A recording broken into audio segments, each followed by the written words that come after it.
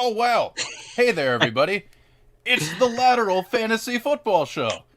I'm your boy. My name is Herms. You can find me on Twitter at HermsNFL, and I'm joined for the first time, it feels like the first time, by my pal, Jesse. Say hi, Jesse. What's up, guys? I'm at BGF Sports on Twitter, and I go by Jesse. So, what's up? I'm here to talk free agency. I'm ready. I'm excited. Very, very fun. First 5 days, 6 days. It's gonna be Yeah, fun. something like that. Time kind Yeah. of bleeds together.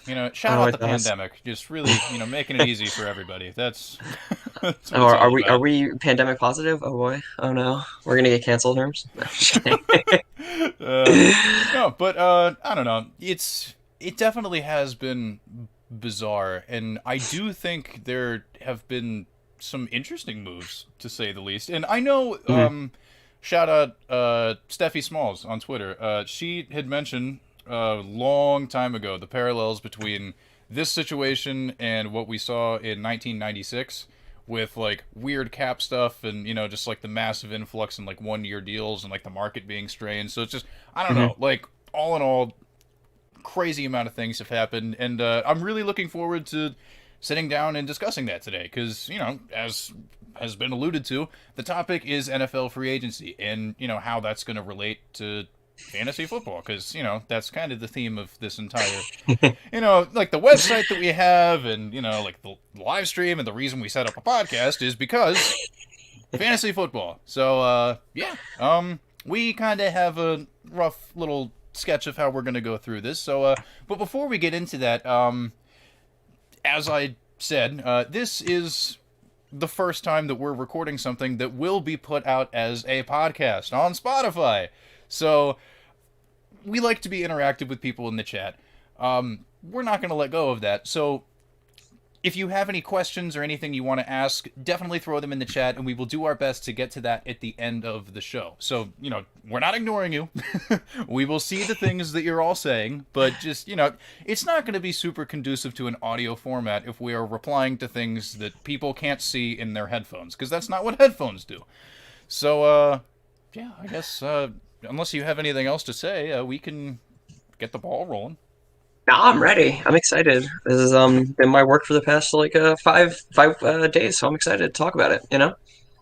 Oh, you hell yeah. Let's jump right into it. So, I'll tell you what, I'll be honest. Your boy Herms, between the two of us, I'm not the smart guy. You know who is the smart guy? Don't sell Our yourself pal. short.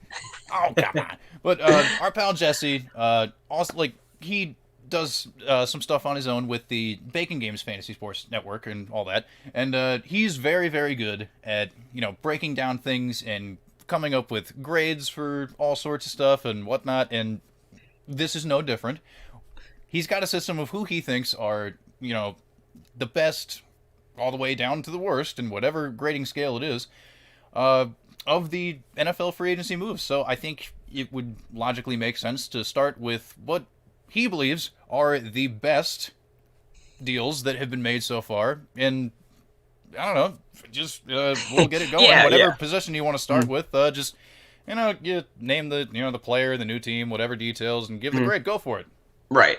Okay. So my grades. So when I'm looking over here too, just a heads up for the video portion of this, I'm looking at a second monitor where I have all this stuff on here. So I'm not just ignoring people doing some random stuff. Just a heads up.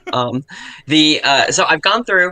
I've given grades. Now the grades I want to say are the way I did it was basically I took into account the deal as a pretty high factor and the player's skill as a factor. So like if the player was like mediocre, but the deal is really good, probably gets into the B plus A minus range, at like the height. But like if the player is really good and the deal is really good, then it gets into A plus territory. So it's like a combination of things too. If that makes sense, right? That makes sense, Herm? Totally. Okay, cool. I want to get that out of the way. So the first thing I had that went on free agency was actually a re-signing. The best graded out deal, or one of the best graded out deal I had as an A, is Dak Prescott coming back to Dallas on a 4 year, $160 million deal, 126 million guaranteed. I think it's pretty evident why this is the way it is. I don't really know too much to say that hasn't already been said. He's a great quarterback in a great situation with a very talented group of receivers. Hopefully, maybe even two good tight ends on that team, a good running back, and the offensive line It is what it is. It isn't what it used to be. It's still pretty good though, I would say. So yeah, I mean, this is pretty, I think, self-evident if you're in the fantasy community. But he's got great options to go to. He's a great fit for that team, and their offense is going to be star-studded as long as he can stay healthy. Yeah, and the pace that he was on to begin the 2020 season for fantasy was absolutely obscene. I mean, like, oh jeez, like if he Yeah, had been able to, like, if we extrapolate that and put that over a full 16, yo, I mean, woo-hoo-hoo! Like, so true. I hope he's able to come back and be very stable and comfortable, like planting on that ankle, because I mean, and everything that we learned about things that he was going through in his personal life, and like I believe it was losing a sibling and like his own Hmm. personal struggles. I mean, it's hard not to root for the guy. I don't care how you feel about Dallas. Everybody loves Dak Prescott, and so for redraft, which is kind of the focus of the lateral, I think it's pretty hard to put him outside of the top 5 at this point in time. Correct? Um, I'm trying to That's think. I'm gonna assuming think that's out loud. I'm assuming gonna think out health. loud. Yeah, I'm gonna think out loud because I'm thinking. First, I mean, got Mahomes, Lamar. I think would be in front of him personally. Kyler would be in front of him. Maybe Russ. Um, yeah, top seven for sure. Top five, I could definitely think that's fine. Yeah, I think that's fine. It's tough. There's like a really good section of quarterbacks for sure that are there, and I don't know if I'm comfortable with top five, but top seven, I could say yeah. So he's in there. I feel that. All right, yeah. I mean, either way, like that dude. I'm really interested to see where his ADP lands because I feel like even despite the injury concerns, people are going to be very excited about chasing what we saw and just because I could see him elevating to the point where Russell Wilson and Kyler Murray were taken last year in a lot of drafts because what was that around like round 5 6 something like that. Yeah, it sounds right. Like, Yeah. yeah, so I mean it's I don't know, man. Like either way, we like you said. I mean, there's not a whole lot to be said about this that hasn't already been said because the Dak Prescott conversation has already gone Yeah. on plenty of different places. You don't need us to tell you about him. So let's just move on to the next one. Yeah. Yeah, sure. Yeah. I also want to say too about Dak. I remember when he was still playing that game against the Browns. I think it was week 2 or 3. It looks like it's week 4. I lied. That was a crazy game. He threw for 502 yards, 4 touchdowns, 1 interception. I mean, it's not like the Browns defense was amazing or anything like that, but man, that was a crazy game. Probably one of the games of the year, and he was Oh great in it. yeah. So I mean, it was a really good time. But okay, my next one that I have is Corey Davis. I am a Corey Davis truther, and I will take that to my grave. I think we saw that. We saw what he could be and what he could be in the future on a team. And he signed a 3-year, $375 million deal, 27 million guaranteed with the Jets. I think that's a pretty good amount of money. It's not too long of a deal where he's going to be like 30 when this deal is up. I think he'll be like 29, 28. It's his second contract, I believe. And he's going to a team that I think is going to draft Zach Wilson, and I'm a big Zach Wilson boy. So this is going to be, I think, pretty good for fantasy. I think they actually match up really, really well too. Corey Davis is a receiver who can high point the ball, who can catch it really well. He's not exactly a speed demon. And Zach Wilson, if he goes to the Jets, I think will be a great fit. He can fit the ball pretty much almost anywhere to receiver. He's got great ball placement. And I think a possession receiver like Corey Davis will really excel in that kind of scenario. So I mean, it's an A for the signing, just for the Jets overall. I think it could be an A plus for fantasy. Man, and it's one of those things where like everybody has a player, oh, multiple players, honestly, if we're being real about it, that we latch onto, and we're just like, we believe, and like even though it takes a long time for it to manifest itself, and it's frustrating, and you get all like the shit thrown your way from your friends, it's like, trust me, man, trust me, it'll work out, I'm telling you. I felt that way about Corey Davis. When I first joined the Twitter community, in my bio, I had put in the fact that I am a reformed Corey Davis truther. Uh, Nice, that is something nice. that like I died on that hill and came back to life multiple times. It's it was frustrating forever, but I mean, dude, I gotta hand it to him. He really and I think part of it obviously had to do with the fact that AJ Brown missed some time last year, but you know, it really worked out for him. I mean, wide receiver 30 in PPR, like Mm. it's not quite what we had hoped he'd be able to do, but it's not shabby either way. And, another thing that I think is interesting is, well, when it comes to the wide receivers that were available out there on the market, I know like a lot of jokes had been thrown around, and it's like, oh, okay, well, thank God Corey Davis was the one that stepped on the grenade, so all the other guys could be safe from having to go to the Jets. But I think you make a good point. Like it's fun to tease them, for being the Jets. It's pretty easy to do. They make it like the jokes write themselves half the time. Yeah, I But live in Jersey, so I get to do it all the time. It's great. yeah, yeah, but I mean, the main, punchline to the joke is now gone. That being head coach Adam Gase. Oh, thank God. And there's reason for optimism. And like you said, if they do address the quarterback position with somebody like Zach Wilson, who, admittedly, I'm not sure how I feel about, or Ohio State's Justin Fields, or in some crazy turn of events, your Jaguars do not pick Trevor Lawrence, which is don't put that juju on me, dude. Don't do that. That's a whole nightmare scenario we can, dive down another time. But yeah, I mean, there's reason for, people to be encouraged by this, especially, like the presence of Denzel Mims helps. Yeah, I was gonna bring that up, 100%. Yeah, and like I'm also a huge fan of his. So I mean, like I don't know, like they've still got a ways to go, but I mean the offense they have some weapons, and even if for some reason it does end up being Sam Darnold again, and they just choose to beef up the offensive line in front of him, he's been okay at times. So I don't know, where do you see him? Where do you see him falling in your rankings? I guess as it is in this moment. That's definitely tough. I do want to say you brought up Denzel Mims, which I think is great because I think people will harp on the fact that Corey Davis isn't as good without another guy on the opposite side of the field. Taking away targets or taking away defenders, stuff like that. They're gonna probably attribute, if they're a hater, to hit Corey Davis's success to AJ Brown's success. And I think that's fine. I think that can be fair, but I also think Denzel Mims is going to be a star. So, if I believe that, then the other thing follows as well. I'm unsure if I am as high on Corey Davis if they don't address or change quarterbacks. To be fair, Darnold has looked good at points. I will totally see that 100%. Last year too, he was good in the first half a decent amount of times, but then was terrible in the second half of games. He's dealt with a lot of injuries too. I mean, he had that mono thing. He's been through a lot of stuff. Let's be fair. Gase as a coach is one of the things that we're talking about in this whole system of not being that very very good. But I will say Zach Wilson would make me the highest. If it's a guy like Fields, like it's okay. I've scouted him out a little bit or a decent amount, and I think he's fine. But I like Wilson the most. Wilson sets up there for both those guys, for Mims and for Corey Davis. I think it'd be really, really important for them to get a guy like Zach Wilson, who doesn't exactly have the biggest arm, but he puts the ball pinpoint accuracy to wide receivers. And these big guys who can make big catches, who have great hands. So I think Corey Davis actually does have great hands. There is like perfect fit. So yeah, 100%. And I did a big rookie mock draft show not that long ago with the homie Angelo. You can find him on Twitter at Angelo_fantasy. Super good at scouting. Like, that dude had so many just wonderful, insightful things to say.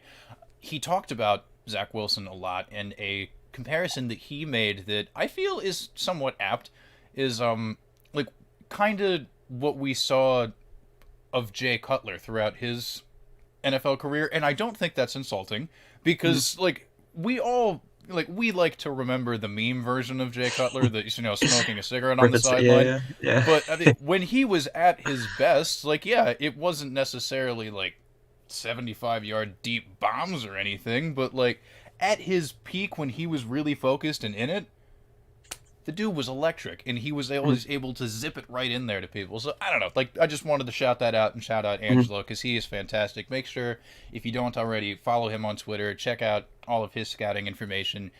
Super solid dude. Well, yeah, I mean, I guess if that's all we have to say about Corey Davis, so we can move on to whoever you have. Yeah, next. so I guess I kind of didn't really address your point about where I have in my rankings, because I don't really have rankings at this point. But so if I were to say, he's probably going to be drafted as like a wide receiver 3, and so like top 36. I think that's about fair, but the upside is like wide receiver 2 easy. So yeah, and especially if Jamison Crowder ends up being cut, because I believe he's one of those cap casualty guys. So that could be interesting. Yeah, it's definitely possible for sure. Yeah, you want me to go on to the next one? Of course. All right, hit. All right, this one. We got it. We got a Steelers one here. Herms, I wonder if you can guess who this is. It's gonna be Juju Smith-Schuster, man. 1 year, 6 million, Hey! $8 million. I don't know what's guaranteed out of that. I didn't write it down. If it's even out there as information, but yeah, I had this as an A as well. For mostly for the team because I think Juju's really talented, and it sounded like from what I was seeing or like rumors, at least from like Rappaport, that he was offered more money to go elsewhere and even to the rival Ravens, which would have been great for I think him and the team. So I don't know. He took a discount to stay home, which I think is admirable for sure. So he grades out as an A for me for fantasy. This is good news for the Pittsburgh offense. I think they're probably better when they have three good wide receivers, but this is definitely not good for James Washington stock going forward if you have him in dynasty, which I do. So not great, Yeah. but only a 1 year And deal, so whatever. Yeah. true. And you know, I talked about this with my buddy Dave on the Dave Fantasy Show. Check that out on the Stereo app. Follow my buddy Dave at Dave Fantasy. Um, you know, I kind of have to separate my feelings as a Steelers fan and as a fantasy football fan when it comes to the Juju news. Yeah, that's fair. Because, like, I mean, on one hand, I absolutely adore Juju Smith-Schuster. I think he is such a he's an infectious personality. He's so Yeah, endearing. yeah. He got a lot of hate though that I saw on Twitter last year. I was really surprised because I thought there was like a really favorable view of him, but I don't know if that exists anymore. Because I agree with you. I totally agree with you, Yeah. Herms. Like I'm on board. I think he's seems like a really nice dude. So, but yeah, It's the TikTok dances, which yeah. I don't know. yeah, I But don't he's a know. I'm Zoomer. in, He's a yeah, fucking exactly. Zoomer. So like whatever, Yeah. dude. Yeah, Yeah, it's like I'm in my mid-20s. That doesn't bother me. yeah, Like, yeah, do you? Like, yeah. Exactly. whatever. Yeah, Like, I don't care. I don't care at all. but you know, I'm sure for some of the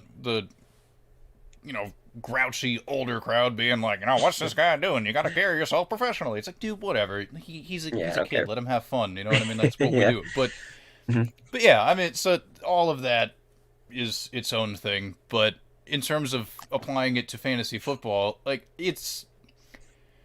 I wouldn't necessarily because I've heard people say it's like, oh well, this isn't good for Deontay Johnson or Chase Claypool, and it's like, okay, objectively, sure, but Yeah. I don't necessarily view it that way because, like, in terms of if we're gonna view it as stonks going up or down, I'm just like, well, it's staying level. It's the Mhm. same. We're getting the same thing that we Yeah. had before. So like Yeah. we already know what's going to be expected because I mean like the Steelers offense has basically been the same since Ben Roethlisberger came to the team when I was like 9. Mhm. Like we like Yeah. minor changes here and there, but like for the Mhm. most part, like we get it. He's gonna air it out a bunch. He's gonna spread it around a bunch, Mhm. and like it's gonna cap the ceiling for all three, but all of them are still going to be usable for most weeks at a time. Mhm. So, at least in terms of like how we're gonna view Juju Smith-Schuster now that he's back on the Steelers, it's like, well,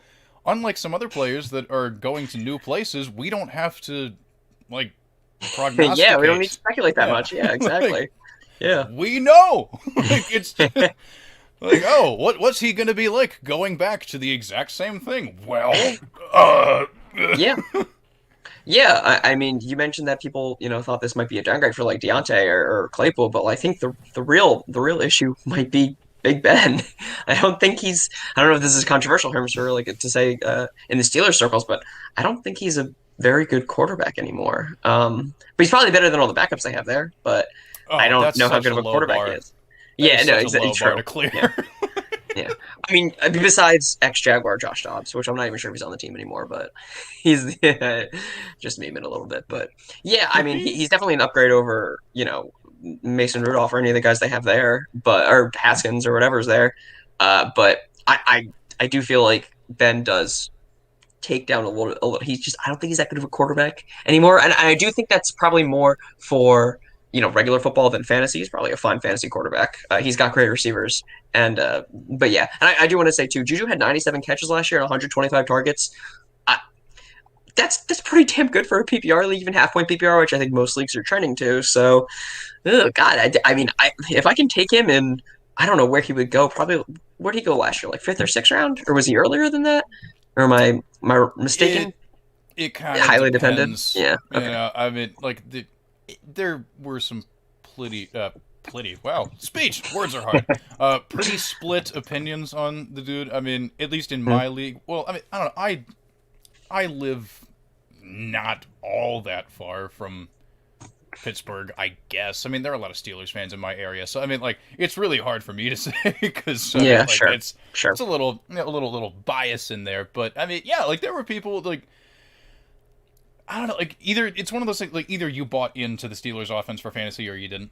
You know, like hmm it was definitely one of those situations. So I mean, but either way, hmm I think it's going to be a lot of the same this year yeah, as well, yeah, especially because the whole argument last year was just like, well, you know, we haven't seen Ben Roethlisberger in a while. Who knows how it's going to be? And it's like that's totally fair. And for those of us who took the plunge on, you know, like Deontay Johnson is a dude that I remembered in my rankings process last season. I mean, and if you want to fact check it, you know, go to the website at thelateralff.com. It's true, I promise. That's a guy that I was like, hey man, like the opportunity is going to be there for him, and he performed really well with really bad quarterbacks. One of them, whom's nicknamed Duck. So I mean, like, you know, true. I figured that was going to be a thing, and you know, look at me, it ended up being a thing. But I was also wrong about a lot of other stuff. Joe Mixon top 5 RB. Oof, I But feel that too, man. I do. I was on yeah, that train too. exactly. Yeah, I'm not going to throw myself a victory parade. I have to be honest. But yeah. Either way, a lot of the arguments are going to be the same as they were last year, except the difference is we saw Ben Roethlisberger and it wasn't that great. So like, Yeah. Okay. All right. Cool. We're on the same page then. Yeah. Yeah. I mean, I apologize for you as a fan, but yeah, definitely not great. Yeah, not great, Bob. yeah, it's unfortunate. The line's going to look a little different this year too. No Villanueva, right?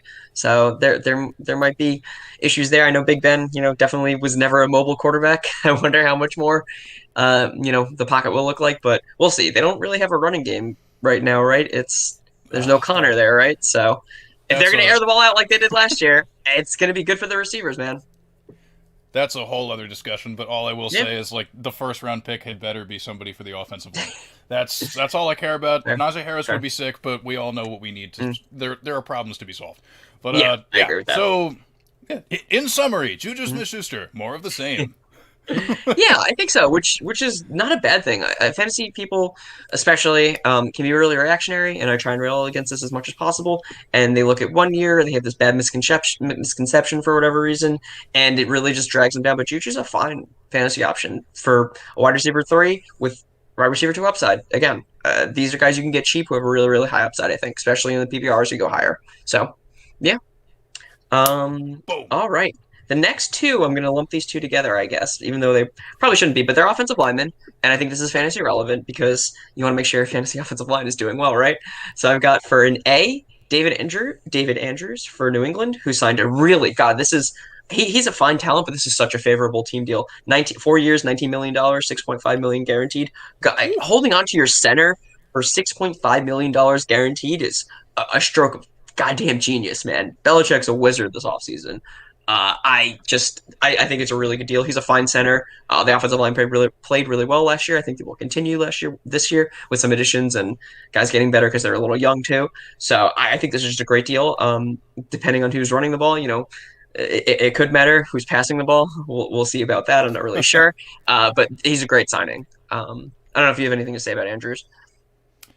I mean, yeah, I mean, keeping a good offensive line intact is very important, and you know, I am a fan of Damian Harris personally. That's just something that I will throw out there. If it does end I up am being too. somebody else, hmm the logic would track for Billy B's history of just being like, "Hey, you play running back, come here," and just throwing him out Yeah. there. But and then the quarterback thing is a whole other.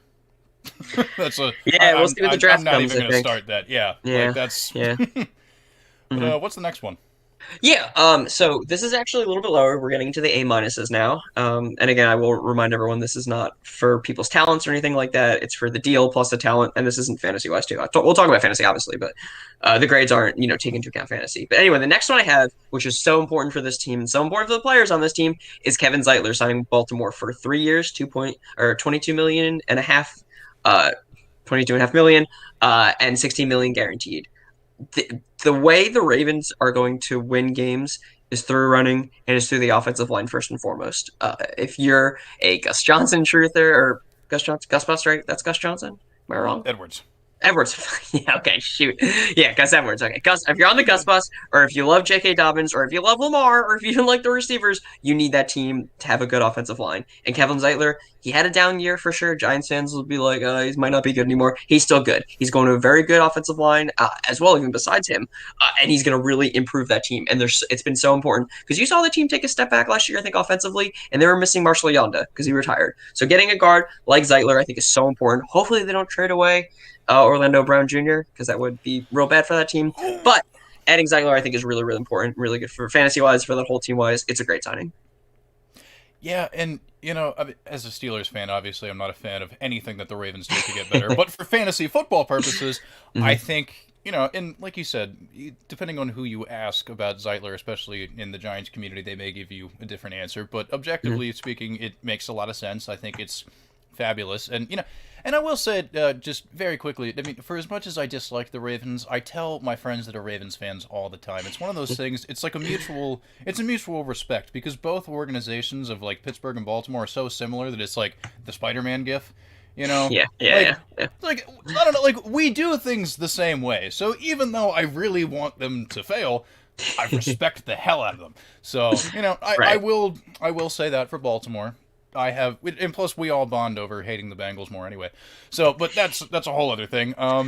Yeah, it's definitely going to be beneficial for the run game, but that is as far as my enthusiasm extends because I live in the area, I watch the team a lot, and I, for one, am a little more familiar than I think some other people are. I'm not saying that like what I'm about to say is some like like wizardous pontification surprise, thing. Yeah, But yeah.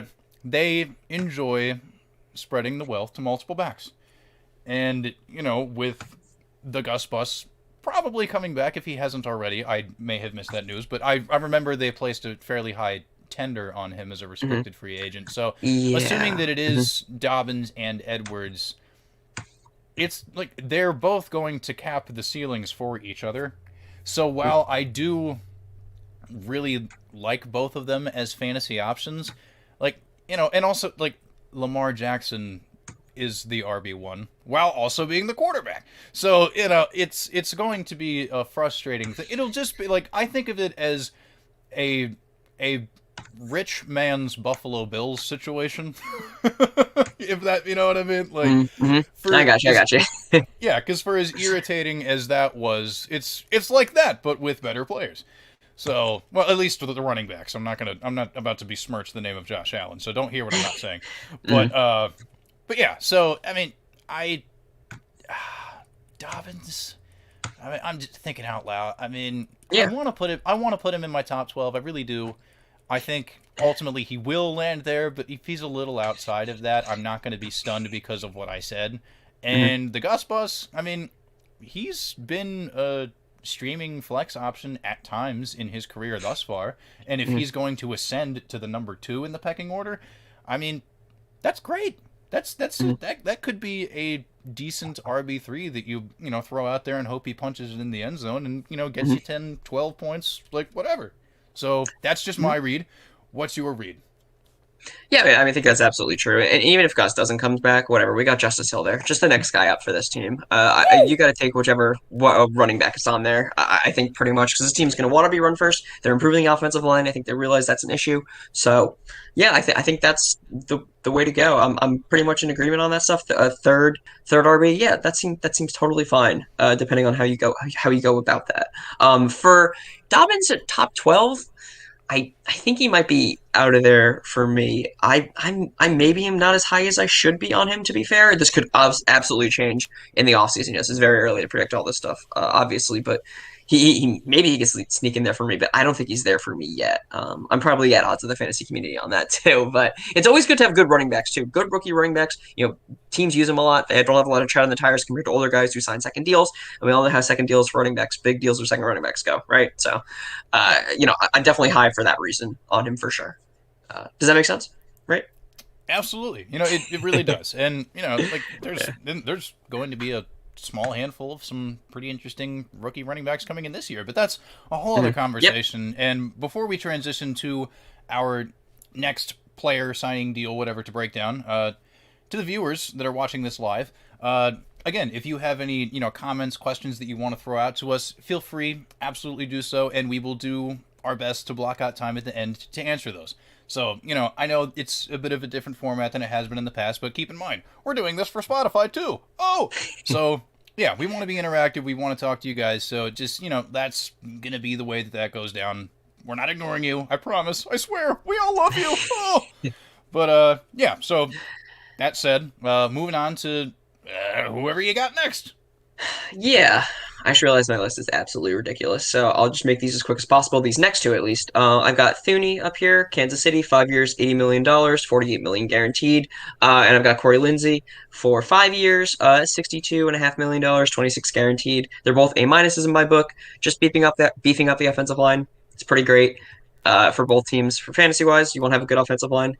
The Chargers, especially, did not have one last year. So Lindsey will definitely be helpful for that, especially on center. So important to bring in a veteran center if you're going to try and win now with the offensive line. I think that's paramount, honestly. But yeah, Thuney is interesting a little bit because Kansas City, they had a pretty decent offensive line. They were just hurt before the big game. So they did mention on PFF. I will say I'm a PFF simp. I read them all the time. I think they do pretty good work. But the thing is, signing him to such a big deal with that might not be helpful if they do run into the same injury stuff again. But I'm not saying it's gonna have injuries. They're totally unpredictable. So, but it's good to have him. He's a great player, and so is Lindsey. The Thuney signing I think like better, but they're just good for the offensive line. That's all I got to say, right? Yeah, and I remember there had been plenty of conversations around what was going to happen when Eric Fisher and Mitchell Schwartz left for the Chiefs' offensive line. And, I think, like, Laurent Duvernay-Tardif coming back from being a doctor will help. And, Tooney is another good one. And I'm going to get it wrong. I know I'm going to get it wrong. I got it wrong yesterday or whenever, I last talked about this. Is it Chris or Kyle Long? I can. Oh God, with the lineman, I think is Chris. Ooh, that sounds wrong now that I'm thinking about it. Oh my God, I don't know. Wait, I probably have it on here. Oh, Kyle Long signed the deal. It's Kyle Long. Okay, there we go. Yes, so and Kyle Long coming out of retirement and signing with them in addition. Yeah, I mean that's a huge deal because if they hadn't addressed that, then I mean we saw what happens when the Chiefs don't have a good offensive line. And unfortunately, it came at literally the worst possible time. So, I mean, absolutely. Yeah. And, so that and also, some of the deals that the Chargers made, including the aforementioned one with bringing in the veteran center, I believe, Green Bay previously, yes? I believe that's accurate, yeah. Yeah, it is, yeah. And, like, dude, man, like, these are the types of things that, I feel like are not talked about enough in fantasy circles. I mean, like, this stuff does get talked about, don't get me wrong, obviously, but, it's very important to remember that, like, football is a game that takes place from the inside out. That's, the ball starts with, on the line, gets, given to the quarterback or whatever, and, the time it takes to, be able to make a judgment onto where to throw it, or, if it goes into the hands of the running back, the amount of time they have to decide to pick their hole is entirely dependent on the offensive line's ability to push these other people coming at them back. And if you don't have a good group of people doing that, then, it's going to be hard to find a hole if you're a running back to go through. And if you're playing quarterback, you're going to be running for your life and making presumably terrible decisions. Carson Wentz. So, yeah, it's very, very important to highlight these big impact moves. So, I mean, it boosts my opinion of Austin Eckler, which was already high. It boosts my opinion of Clyde Edwards-Helaire somewhat. I mean, I'd like to see who's going to play second fiddle there because it's possible they could. Because I mean, the goal line deficiencies are what they are. That's a whole different conversation. But at the end of the day, like, yes, solidifying an offensive line absolutely huge for fantasy, and these are just I don't know, dude. Remember these things, people. Remember these things. It's very important. It really is. Absolutely. Yeah, you pretty much said it all right. You don't want guys who are running behind a shitty offensive line. You don't want guys who are going to be quarterbacks making bad decisions for your wide receivers and for their own play. You absolutely don't want that. Makes sense. Yeah. All right. The next one. We'll get off the offensive lineman a little bit, I guess, now. Just a little bit. All right. Let's talk. Let's hit up Will Fuller. He's my next one. He's my final A- in the category that it's fantasy relevant at least. He signed a 1 year deal for $10 million. I didn't get the guaranteed when it came out. I'm not sure if it's still out there, but I think it's a really good deal. This might have been an A to an A plus if it's done for a long-term deal, but he probably wanted bigger money if he signed a 1 year, $10 million deal. So it just seems like another prove it deal. And I think I'm a Will Fuller truther. I think the injuries are sporadic and kind of weird. He will be serving a 1 game suspension for the drug use, whatever that he got looked into for. But I don't care at all. He's going to a good situation with obviously not a better quarterback, but I still think Tua is going to be a very good quarterback. And he's a star athlete. He's going to be cheap for wherever you find him. He's probably minimum for me wide receiver 2, and he has wide receiver 1 upside. It's not close. Yeah, and we've said it for how many years at this point? If Will Fuller is healthy, you put him in the lineup because he's always a threat to, it might only be like 3, 4, 5 catches, but it could be triple-digit yards and at least a couple touchdowns because that's just what he does. So, sure. I will say, well, I thought that especially, I think earlier in his career, he was, strictly like that. I think there is a point where this guy can be a clear number 1, clear even wide receiver number 1. He plays like it. He just, from watching film last year, I remember, and it's hard to say that to people who aren't convinced because I can't show them all the film. But for the film that I saw last year, he was wide receiver 1, not close. He was a great receiver, and I think he can absolutely do the same at Miami. He's better than Parker. Like, I mean, he's and Parker had a pretty good year, before other injuries too, in the year before. So, I'm a big fan. 100%. And I absolutely just love the idea of him and Devontae Parker just like working in tandem, doing all this stuff. And and I will go back to something that I had said and amend it based off of the point that you made. Prior to the suspension, through week 12 in PPR, Will Fuller was wide receiver 8. So, yep. I mean, like, that dude, I mean, looking back at the game log, I have it pulled up right now. I mean, like, this dude absolutely killed it. And also keep in mind, that was with having done nothing in week 2 versus Baltimore. Literally nothing. 0.0 points. Still wide receiver. So, like, in 11 games, like, through that, or 10 games, because the bye week, whatever. You're following what I'm saying. Yeah, I mean, there are plenty of these. Yeah, absolutely. There are plenty of these games here where it's just like, like 10 targets, 8 targets, like all this, like the dude was able to handle that, and like some of these, like yardage totals are, eye popping, and he only had a multiple touchdown game once. So, I mean, he did all that without just scoring obscene numbers of, like... Right. There's no, like, big outliers as much as, we used to see in the past, I think. Yeah. I just watching the film, too. He's great. What was it, 2019 or 2018, that one game? What was it, like the 4 or 5 touchdowns? Yeah. Or something? That was a gem. Yeah. Yeah. Ah, God, I don't know. It was one of those years for sure. But I remember that. Yeah, that was crazy. I remember people talking about him for DFS the week before. And then he just did that. I was like, oh, maybe I should play DFS. But no, I shouldn't because I'm trash at it. But anyway. Exactly.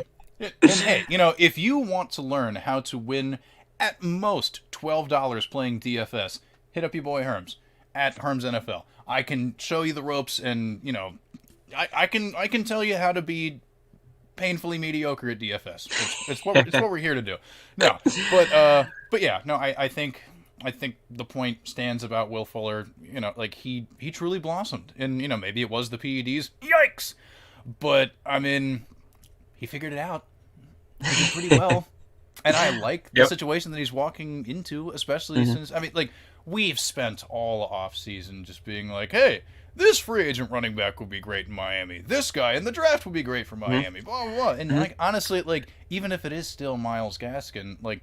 Yeah, I don't know. They have a complete offense. Like, dude, they're doing it. They're doing it. Like, oh man, I'm not even a Dolphins fan, and I'm excited about this. Like, wow. Oh yeah, I am too. I'm not a Dolphins fan either. That's for sure. But I mean, maybe it says something that they're maybe happy a little bit with having a guy like Myles Gaskin. They haven't added anyone, I don't think, really in free agency that I'm looking. Oh, Malcolm Brown they added. Sure, whatever. I don't care. That's not really competition for Gaskin. I don't think it sounds like depth to me. So Gaskin, I love Gaskin. I love what I saw last year on film. Big fan of him. If he can, secure the role by himself, he's gonna be another guy on that team that you're gonna all look for. Miami's gonna be a great team. So, yeah, dude.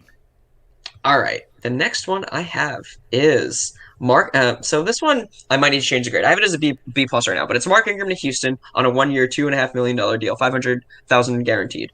I think he's still a very good running back that you can have and use in whatever, you know, if you use him in the role that Mark Ingram was used in on the Saints with Kamara, I think he could be a fine fantasy asset because you'll get him late in drafts because he didn't play at all last year, and I think he's really good for that team that's trying to find out a new identity for sure. And with Philip Lindsay there, both I mean, David Johnson is there still there too, which is a whole mess of trouble for sure. But if you get Ingram in a role like he was back in New Orleans, I don't know why I keep forgetting New Orleans' name, but if you get him in a role back, like, he can be relevant, and I think he could actually be, pretty good for that team. So I might, with the Lindsey signing, this is when I graded this out when it first started. Might lower it a little bit, because I think they might have added too many running backs, but still think it's a great deal for the team and a great deal for Ingram. He might be 32, 31 years old, but he doesn't have nearly the amount of snaps or nearly the amount of touches that you would think someone of his age would have. So he's still relevant, I think.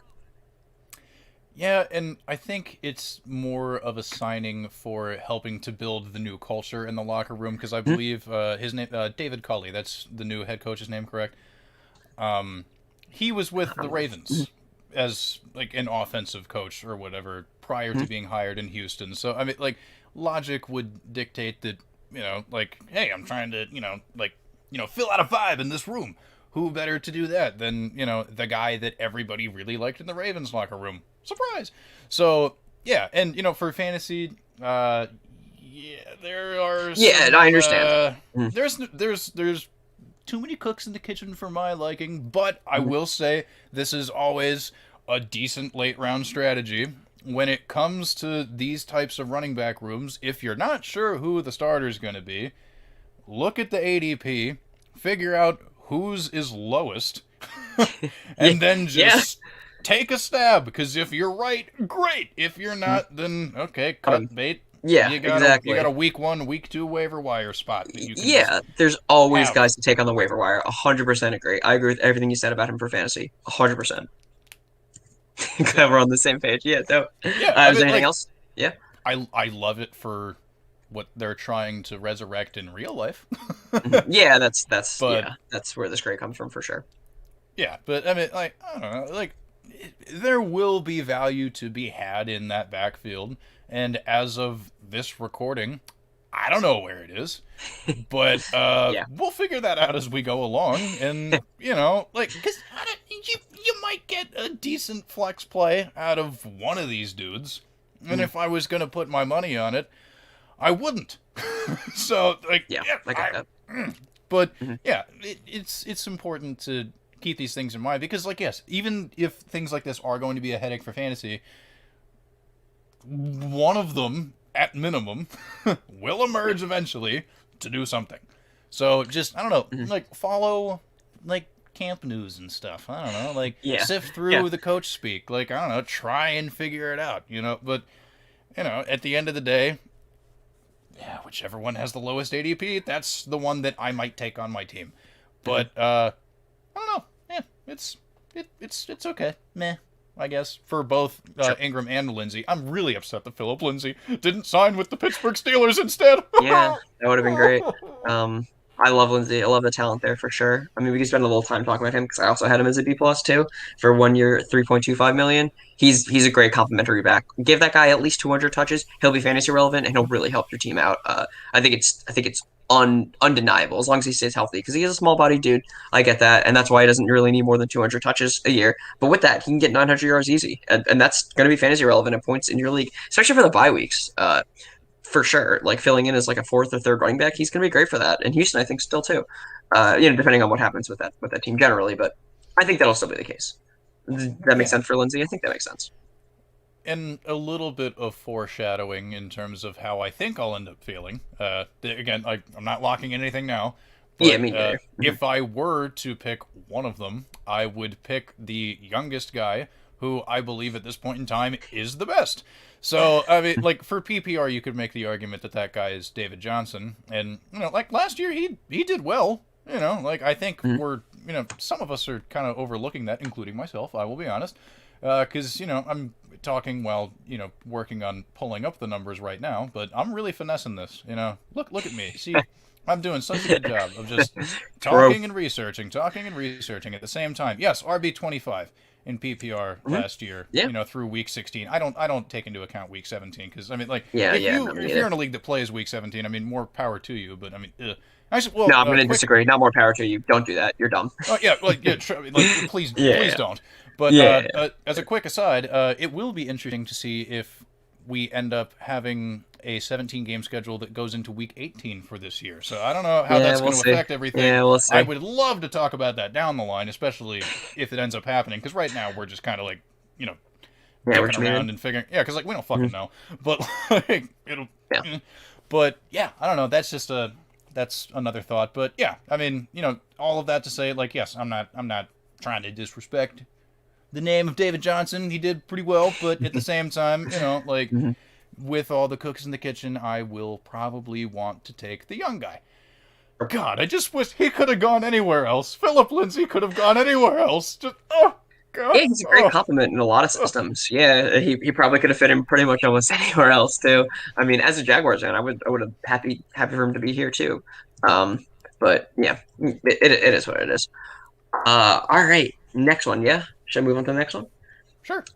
All right, how we doing on time arms? I'm curious how long you want to do this because I got a billion things to say.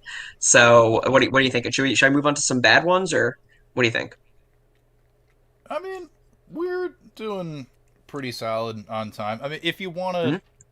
to, like, I guess, like, whatever, like, highlight the relevant ones that you really feel like you want to get out there. We'll try and Hmm. just throw them in a group and, start in a Okay. pot and see what comes out. We'll, Hmm. taste it with a spoon. If it tastes fine, whatever. If not, we'll Fair, try better fair. next week. All right, cool. But, Yeah, cool. All right. Let's keep the hype train going. I think we need to talk about Fitzpatrick. I think yes. for Washington, Yes. 1 year deal, $10 million. It's a B plus for me on my grading scale. Pretty big fan of what he can do, and also if they need to bring in Heineke, I think it's also fine. Just Washington's going to be a very good team that this upcoming year. They've got a great defense, right, top five in the league, no doubt. They've got a pretty good offensive line too. Definitely came on a lot more at the end of the season than it did in the beginning, but it was a very good line for the entirety of the season for sure. Uh, Even if it was better at the end. Fitzpatrick is a good quarterback. He's great for fantasy. He'll be throwing the ball deep to two really really good guys that we can talk about the Curtis Samuel signing too. But yeah, I'm a pretty big fan of the signing. He is definitely worth the money they're paying for, especially when I mean Andy Dalton got a similar deal, I think, and I think people would disagree about their about their level of play compared to their pay. But still, he's gonna be great for that. He's 30 whatever years old. I don't care. He still looked really good last year. He'll be great for fantasy teams and for the fantasy options with him. He's a good quarterback. He can throw the ball deep. Terry McLaurin needs a good quarterback. And I do want to say though, I wonder if he's even, which is unfortunate even to say, but I wonder if he's an upgrade over Alex Smith. Because Alex Smith was great. He was 5-1 with that team. He was pretty good for fantasy wise for the wide receivers. Maybe, but as long as it's not guys like Kyle Allen throwing them the ball, I think that the team will be good and the receivers and any of the other options there will be worthwhile in fantasy. Yeah, and it's been well established. I am a fan of the Pittsburgh Steelers, but I am also a resident of the greater DC Baltimore metro area. I have a very complicated relationship with the Washington football team for a myriad of reasons that we do not need to get into here. Uh, but I will say, in recent seasons, they've been luring me back to levels of interest. I mean, I re-upped the ESPN notifications, and I'll tell you, man, Fitzy and especially Curtis Samuel, he is a personal favorite player of mine. I think it was a remarkably good idea for them to bring him in here, especially because of the connection that he already has with the coaching staff. Also, previously being in Carolina, that level of familiarity is going to be helpful. And I looked at some numbers that, I mean, they've been shared on all sorts of the professional level podcasts like CBS and whatnot. So, I mean, like, I'm not going to take credit for what I'm about to say. It came from people much smarter than me. Just looking into when Ryan Fitzpatrick is a starter for more than like X number of games, I can't remember what the bar was. I want to say it was like 8 or 9. Man, like the wide receiver one that he locks onto, he loves whoever that player is, and he just feeds that guy, and it's just like a lock for like something like 1,200 yards and like 6, 7, 8 touchdowns, even more. Like, oh my gosh, like I'm not gonna go like lose my mind and break the bank and be like, Scary Terry, top 5, oh, to the moon, because like that would be irresponsible. But I feel really good about Terry McLaurin. I feel really good about, like, Curtis Samuel's going to be interesting because I feel like it took until this past year for his skill set to be unlocked by a different offensive coordinator. Sure. So Sure. him returning to work with a group of people that kind of limited him is a little concerning, but I feel like we've all maybe they'll learn a lesson. I don't know. I'm not a Well, football yeah, so I coach. feel like Like, for Washington, yeah, I feel like Washington specifically, they have tried to fill in the wide receiver two on that team for a while through the draft, and they just haven't seemed to be able to do it. Steven Sims, guys like that, just haven't seemed to be able to do it in the past 2 years. And I think bringing in Samuel is just really smart for them. He adds a really nice dimension to a team that could use, some extra tricks in the bag. I think, and I think he's also his potential can absolutely be unlocked. He's getting there. He absolutely will be better than he was last year, and he'll be very relevant for fantasy circles. It's yeah. gonna be the case. I don't know how to quantify that in a way that's going to convince people, but it's what I believe will happen on a better team. And I guess I'm gonna take a stab at trying to quantify it. I think part of the reason that may have happened in the past with Carolina, especially like with the offensive coaching staff that is now in DC that will be working with him again, is like, Christian McCaffrey was the Swiss Army knife that did it all. And he was so good at it that they didn't really need to incorporate other people because it was just like, well, we have this dude. Like, fuck it, whatever.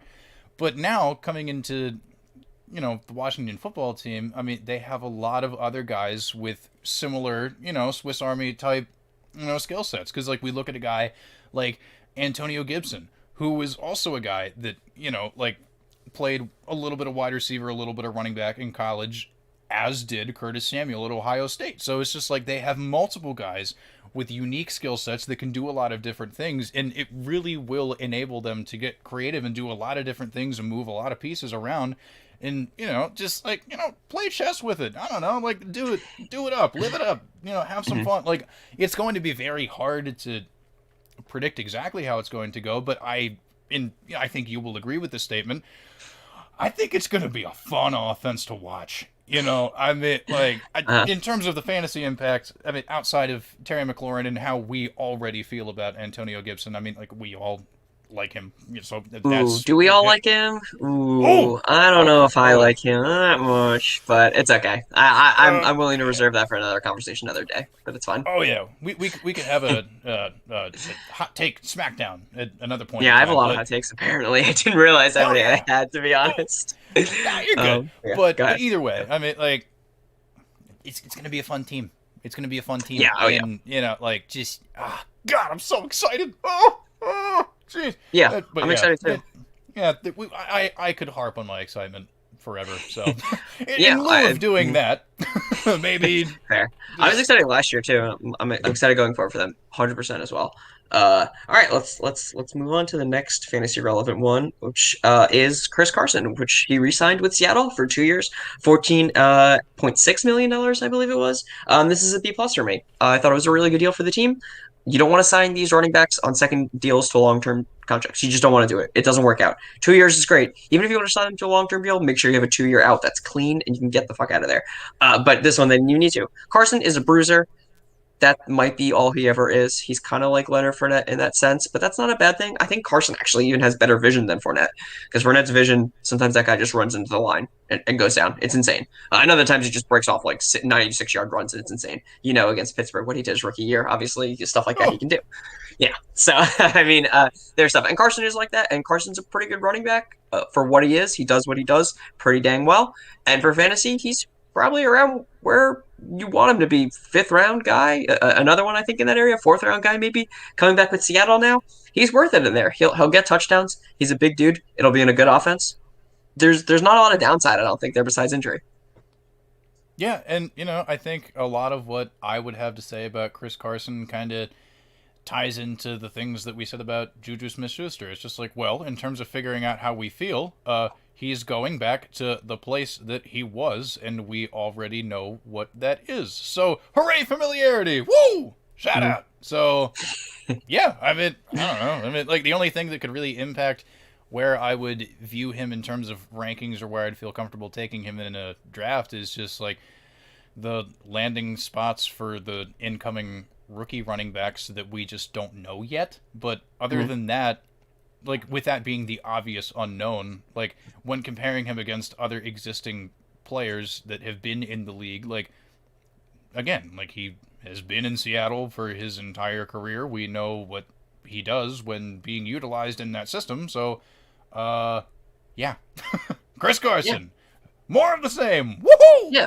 which people again, like we said, they're drawn to sexy picks, new guys on new teams that they're gonna be like, oh, the upside, so much there, so much there. Going with a guy with a tried and true record that you already know in a situation that he's been in before is well worth the pick. It's worth it. You know what you're getting out of them, which can be really really helpful. I know it's important to like get guys, especially in the later rounds or like 5 to 10 rounds, to get guys who are going to explode, who are going to be really well. But there is value in guys where we know they've already been, especially when they're being overlooked by other fantasy owners or the fantasy sphere in general, right?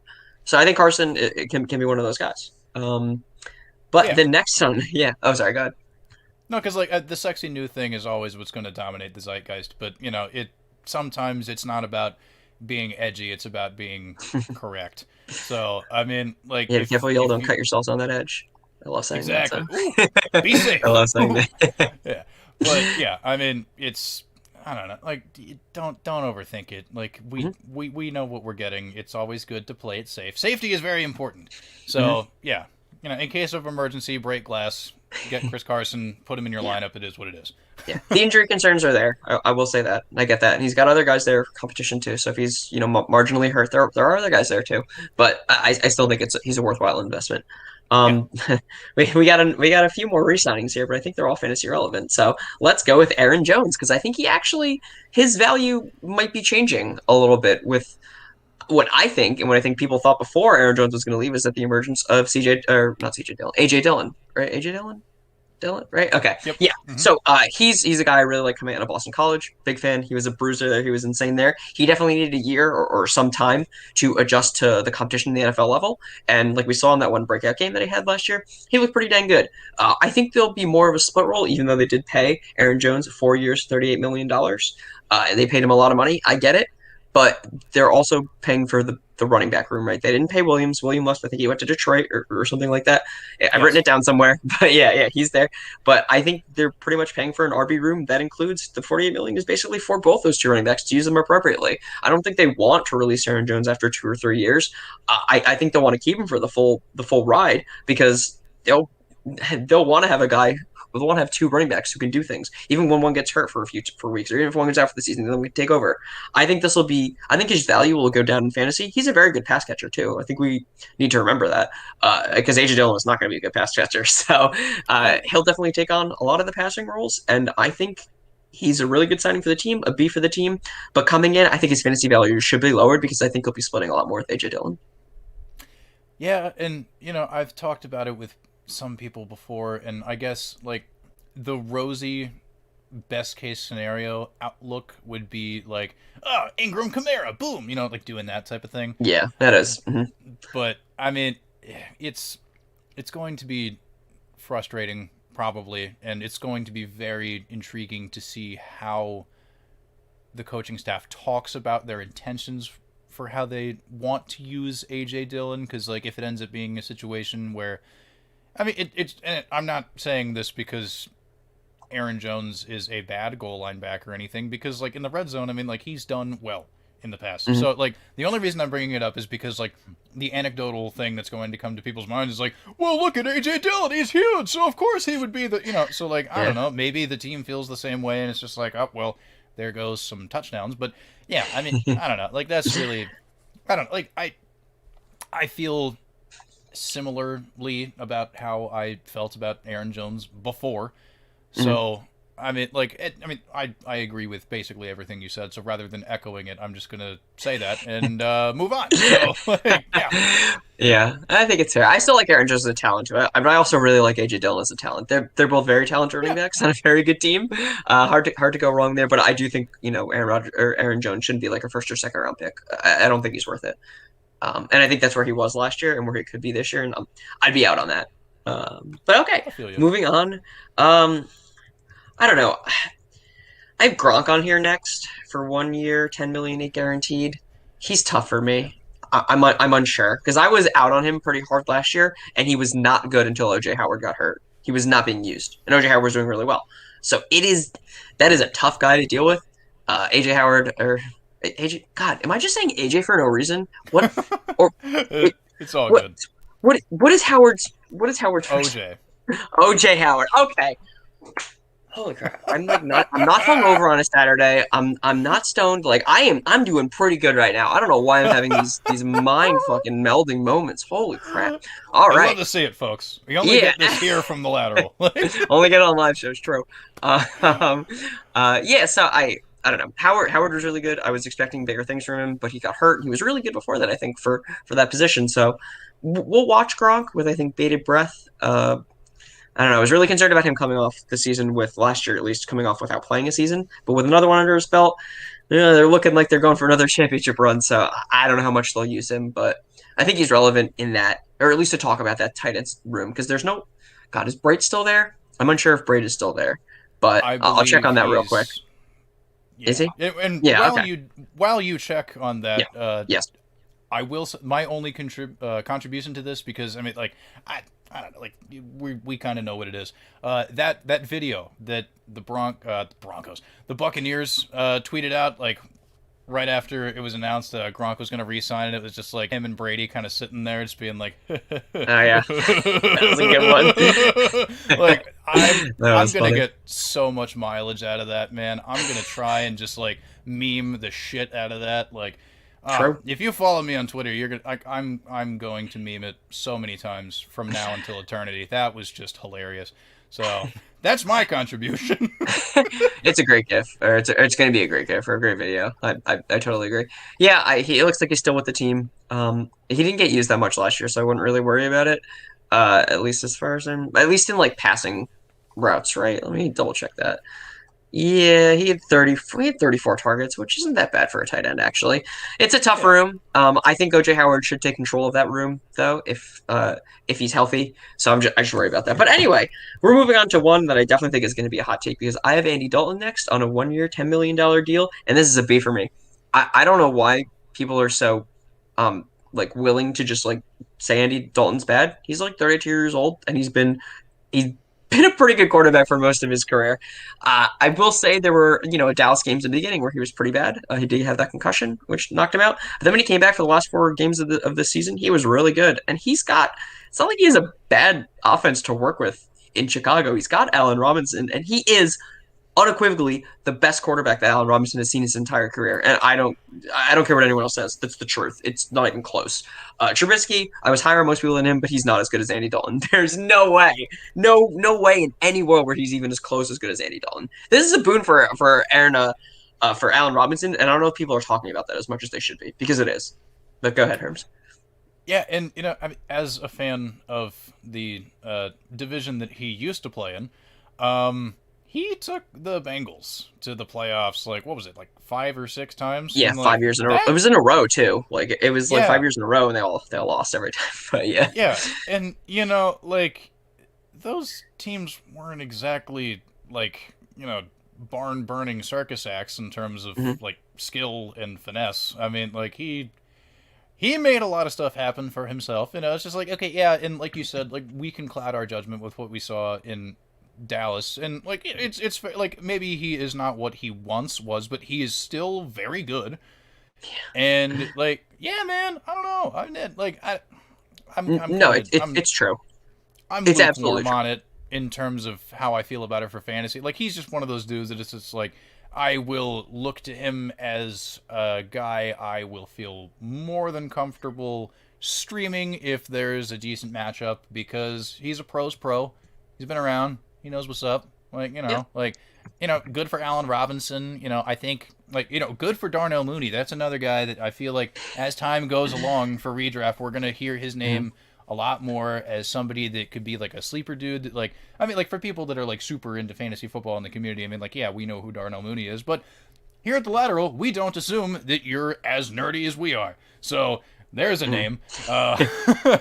Yeah, yeah. Yeah, second year guy out of Tulane. I mean, like, he got an obscene number of targets last year, and even though it didn't result in a lot of production, that is because a lot of them were throwing like 15 yards over his head, even though he was wide open. It was not his fault that he didn't come down with the ball, because you can't catch the Mhm. ball if it's nowhere near you. So, Yeah. yeah, but yeah, I don't know. Also, shout out Cole Kmet.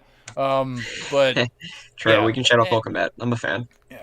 And hey, like, it is what it is. But, I mean, I guess, I mean, if you have any more, like, positive ones to, shout out, we could do that. But, if we could, do, like, maybe some, like, rapid fire to, like, because, oh, we're over the hour mark. Oh, jeez. Oh, Mhm. oh. Yeah, I could rapid fire. I could rapid fire some bad ones for sure. I could definitely do that. I do want to say closing thoughts on Andy Dalton. I don't know how fantasy relevant he will be, but he's definitely the starter too. There's absolutely no way, unless the coaching staff is as dumb as they might possibly could be, but I don't think so. He's the starter. Nick Foles is a terrible quarterback. I don't care if he led them for like 4 weeks or that. He lost his job back to Mitch Trubisky when he was healthy and ready to play again. I mean, I think he sat out when he was healthy too, but still, Nick Foles is a trash quarterback. He was only good that 1 year in Philly. It's the truth. Oh, and well, 2 years in Philly technically, because he had that Yeah. really, really good year where he had like 3 interceptions before he went to Jeff Fisher and got ruined by Jeff Fisher for a little bit. But Oh. that's yeah, it's a long time ago. I don't want to talk about Jeff Fisher either because I hate that guy. But anyway, let's okay. I can rapid fire some trash ones out if we want to do that. Yeah. I've got some trash signings were Rashard Perryman, Lamar Miller, Zay Jones, AJ Green, Jameis Winston, Jamal Williams, Tyrod Taylor, and Nelson Aguilar. If you want to sort through any of those and give your thoughts, I can respond to that. I think it's going to be important to address this. Well, first of all, very strange that Nelson Aguilar set the wide receiver market, because that deal that he got was weird. Yeah. Hmm. But I guess because Nelson Aguilar, Hmm? Kendrick Bourne, Johnny Smith, and Hunter Henry all walk into a bar. What are they gonna do? They might destroy the bar. I don't know. I don't know. We'll Exactly, see. yeah. Yeah, because, like, I really, like, and again, like, I'm not a football coach. I mean, I'm not here to criticize the decisions, Yeah. because, I mean, I don't know, maybe Mhm. they have a great plan in mind, and Mhm. fuck it, whatever. Yeah, I'm not here to talk shit. I mean, fuck it. It could be brilliant that they did Oh, what I'm they here to. did, but on the surface level, I'm just like, how are we gonna? And and I don't want to hear any more of the, well, Johnny and Hunter Henry could be Gronk and Aaron Hernandez 2.0. Like, they're different players. Please Yeah. stop. Oh my god! And Yeah. like, the quarterback's not the same. So like, just give that up. Yeah, it's not Tom Brady. True. Yeah, like, So as much, true. yeah, I love lazy comparisons as much as the next guy, but I don't love them for the podcast / live stream that I put out as a content creator. So no, we're not doing that. Just putting that out. That, like, just please stop, for the love of God. It's not the same. Like, but yeah, I mean, I have no clue. Like, the New England offense is just gonna be like Yeah. that. That's a team where, I mean, albeit for different reasons, but I think similar to how we were looking at the Steelers offense coming to last year, it's just like, well, shit, we just haven't seen it. I have no idea how to feel. So all those dudes, like, their inherent value as individuals is just, it drops Mhm. for all Yeah. of them, because, like, we're not going to know until, like, week 3 or week 4 what the plan is. So it's just like, I don't know, like, shit, pick who you want to draft and just fucking draft them. Do it. Whatever. Yeah. Fine. I'm not in a position as it stands right now on March 20th to figure that out. Like, just, oh my lord. Yeah. The only 2 people I'm remotely comfortable with, I would say, are, like, Damian Harris, barely, and Cam Newton. I will say, like, he got a lot of flack for, like, running for more touchdowns than he did throwing. But keep in mind, the dude hadn't played football for a super long time. He signed super late into the COVID-19 offseason, and he ended up getting the Rona. And, because, like, prior to that, he was playing really well. And then after that, he has come out and said, like, yo, I just didn't feel the same. So it's like, look, given the circumstances of his arrival in New England, and also, like, the cast he had to work with was not great, Bob. So, I mean, like, I think it is important to put everything that happened with Cam Newton into context and acknowledge, I think he did pretty well. All things considered, he did all right. And I'm willing to give him the mulligan, give him a normal offseason, now that he has objectively better weapons to work with, because like I'm not about to talk shit about Jacoby Myers because he's a professional football player. Of course, he deserves to play and he should have a role in that offense as well. But neither of us are going to sit here and pretend that he should be the wide receiver one on any team. So like, Can I you respond? know, oh, sure, go for it. Oh, yeah, But no, at the end if of the finishing a day, thought, like, yeah, finish, yeah. oh yeah, I mean, but at the end of the day, like I don't know, like cool it a little bit on Cam Newton, people out there. Like you have to understand he was put in an impossible situation. Yeah. New England, yay. Oh God, I don't know. I don't know. I don't know. Sure. I don't know. So I'm gonna have to heavy disagree with you on here, Herms. I'm so sorry. But That's fine. Cam Newton was trash last year. He was a terrible quarterback. I think the people that are giving him flack for last year are totally justified. He was terrible. I like Jacoby Myers. I think he's actually a pretty good wide receiver. I don't know if he's like can he be a wide receiver one on a team? I'm unsure, but I liked a lot of what I saw last year. I'm not gonna lie. Fair enough. But I will also say that you can give him all the shit you want for last year. He was terrible last year. I totally agree with you. I'm not necessarily saying that means he's going to be bad this year. Yeah. I'm willing to give him a little bit of a mulligan insofar as I'm willing to give a lot of people who have good histories, like Andy Dalton, uh, a chance to be good on a different team, I think, or not a different team with a different scenario, or with Yeah. a new offseason like you were talking about, all that different stuff.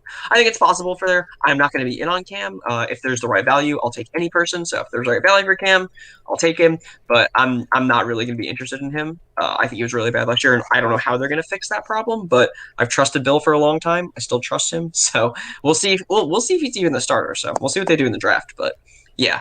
I will say I think bringing in the wide receivers as well was pretty dumb. And for the tight ends, at least, I mean, Bill's trying to win, so bringing in two tight ends that he likes just makes sense for him trying to win. It sucks for fantasy, but what are you going to do? Football's a money making thing. Bill wants the pride, the he wants to win. Whatever. I was looking forward to drafting between Asai or whatever. I don't know how to say that guy's name. Asi. Asai, Yeah. yeah, Asi, whatever, and Keen for tight ends for this team.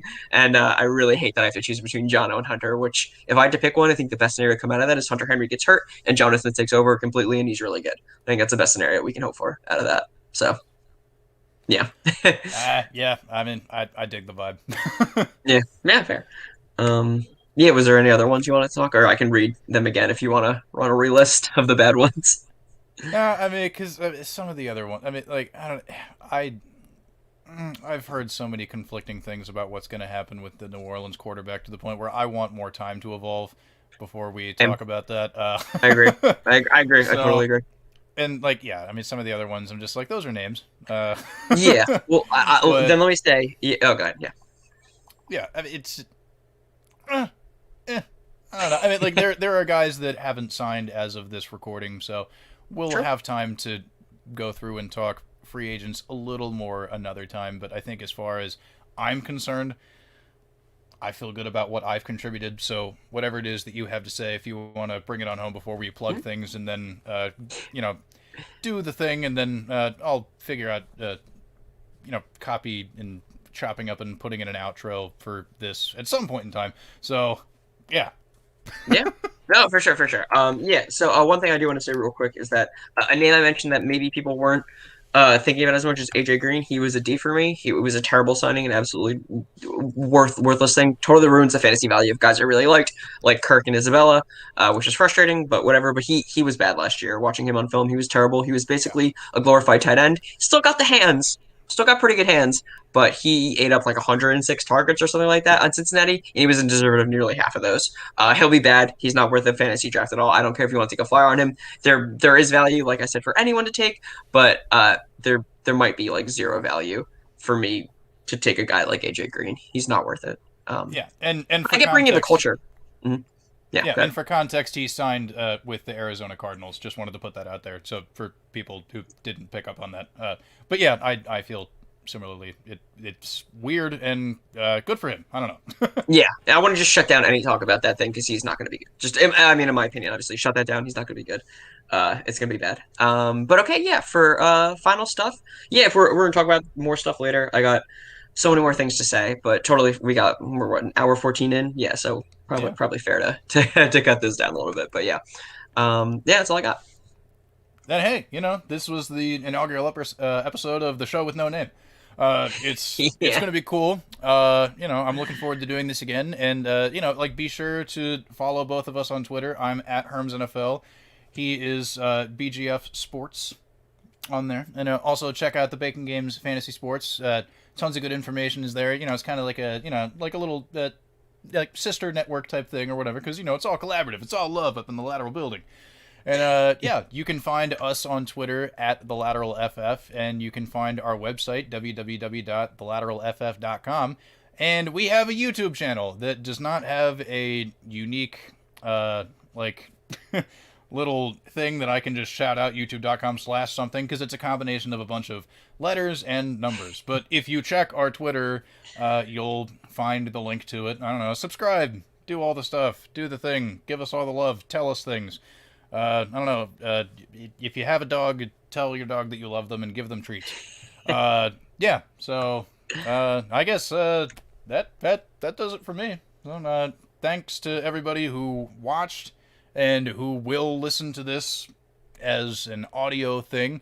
Yeah. I don't know. I'm really, really bad at figuring out how to transition into closing things, but it's okay because that's the vibe and that's what we do. It is the lateral. Peace out, Yeah. my dudes. Yeah. Peace out, guys. This was Oh, a great talk. boom.